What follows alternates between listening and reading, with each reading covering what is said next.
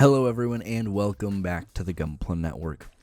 I'm the Spicer and today we're continuing our Gundam Seed Freedom Redesign series and we're talking the Gelgoog Menace today.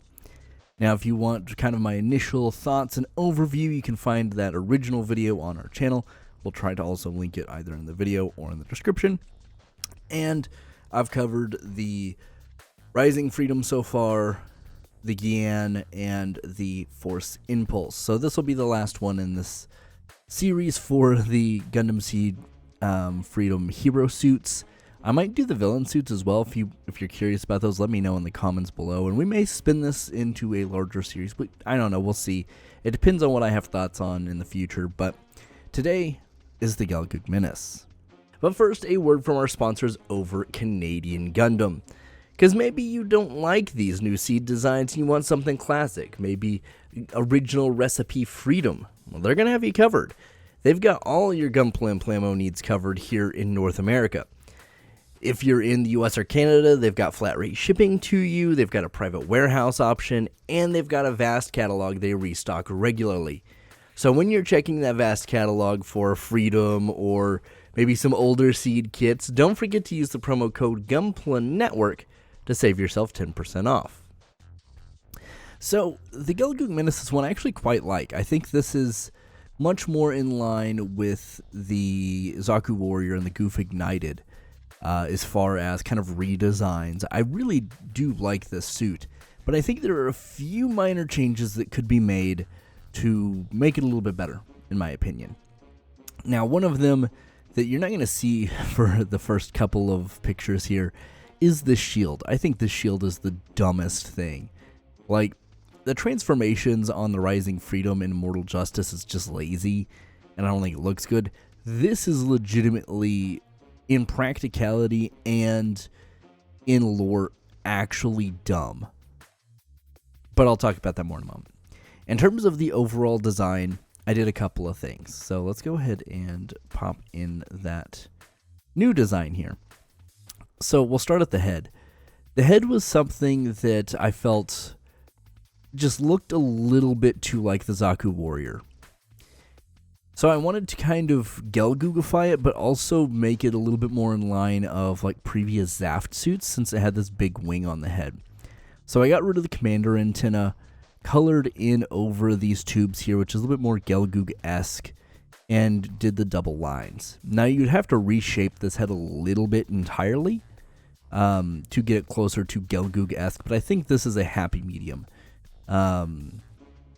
It's something that, like, the Goof had its own unique head, the Zaku had its own unique head, the Doms, the Gian, so it was a little weird that this felt very Zaku-esque, but it's neither here nor there. Now, I'd also continue the chest here. So I'd probably move this part, make this another vent, and just make this a solid piece up here. The cockpit's down here. I colored it in a little bit. I think leaving it the same kind of burgundy down here is fine. I just kind of wanted to make sure I didn't forget where it was, I guess. But yeah, so take care of that. Get rid of the little extra bottom wing thing on the shoulder. Get rid of the weapons on the backpack. Maybe make one of them a big cannon that swings down. And that's pretty much it. Like I said, this design is actually quite good off the bat. I really did like this suit design. So it's just really some minor design changes that needed to happen. Nothing too crazy. Now, if we want to look at the big cannon version of this, because this is supposed to be the big beam launcher, which would make it much more of a Luna Maria suit. If we look at this and kind of apply some of those changes, we get this. And I think this sells a little bit more of the Gelgoog face. Once again, still Zaku-esque, but I think if you're adding the big fin anyway, and I think having that there over the commander's antenna kind of Zaftifies it a little bit, even though nothing else since the Sigyu and the Guays have had this. Yeah, I think that's a good look. Getting rid of the little extra fin portions down here on the thrusters on the arm. I got rid of the rocket pod and its little connector.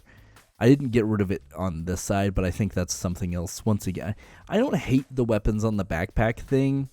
I just really don't think they're super practical. Like, I get the Fatum unit thing, that makes sense.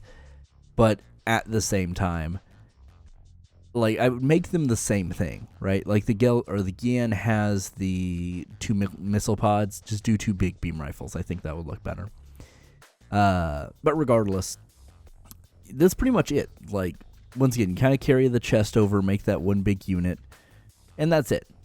I was thinking about adding a jewel here to talk about the shield, but I thought we would do that in a different picture, which is where we are now.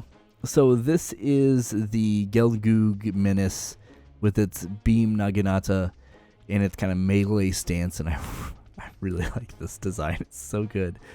But there were some things I thought we could change. So keeping in line with everything else I've said so far, got rid of the missile pod on this side and the big beam cannon, I guess. Get to see the rest of the beam naginata. Redid the head, redid the torso here. But if we're going to have a shield that has beam effect parts under the hard physical plastic, why? Why, like, Gundam Seed already has beam shields, right? Why not just do a beam shield? Like, I guess maybe if there's some kind of in-universe thing, it's too power draining, so only, like, nuclear-powered suits have that capability. But that also doesn't work because the Rising Freedom has them. So, like, there's no justification for, like, the original dumb version of this shield that I absolutely loathe. I think this is just, from a plastic standpoint, you're actually actively adding more plastic to this. And, like, in lore, this doesn't even make sense in lore, right? Like, they would have to hit in one of these spaces. Like, even if this had anti-beam coating, like, why?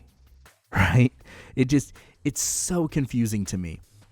I just think it does not look good. I get that you're trying to go for the Gelgoog-shaped shield. That's one of the iconic things from the Gelgoog. But just do it as a big beam shield. Like, you have that capability. And if you have a little adapter thing that this could plug into the forearm right here, so that, you know, you have the jewel. If you want to do the beam effect, you could. And then just have another adapter that is a handle so that you can hold it like this. Like, this is just a bunch of strange decisions, but this one, like, there's no explanation I can think of as to why. Like, you're actively adding more plastic, so it's gonna, I mean, it's not like a huge price impact, but, you know, you're doing that. It's not, it looks actively less flashy, so it's not like a big selling point. And it doesn't even, like, have the same vibe that the original Gelgoog shield did. A, because it's way too small, and B, it has these beam effects. Like, if you want to go full-on Gelgoog shield, do it. Like, make a massive shield for this thing. Or make it more, like, seedified, and then just beam effect parted. Like, Bandai has really embraced the idea of doing beam effect parts for these seed kits. Like the high-grade Cosmic Era Destiny had that. The high-grade Cosmic Era Infinite Justice had the leg effect parts. Just do this. Like, all of those had beam shields as well. Do that here. It's so perplexing. Not to go on a whole tirade. But yeah, fix the head, fix the torso, fix the shield. That's realistically it. Like, the backpack weapons can stay. I'm fine with that, honestly. I would probably just take them off. But realistically, this, I think, makes a fairly big difference. Gets it more Gelgoog oriented, visually speaking. And it would be awesome to see some goofs come back, because I would trade the goof ignited for the Gian in a heartbeat. But we are where we are. Anyway, thanks for stopping in and watching this with me, guys. If there are any other suits you guys want to see us take a crack at redesigning, pop them in the comments down below. I'd love to see what your thoughts are on these. And as always, I've been the Spicer here for the Gunpla Network. Do your best to stay safe and keep on building.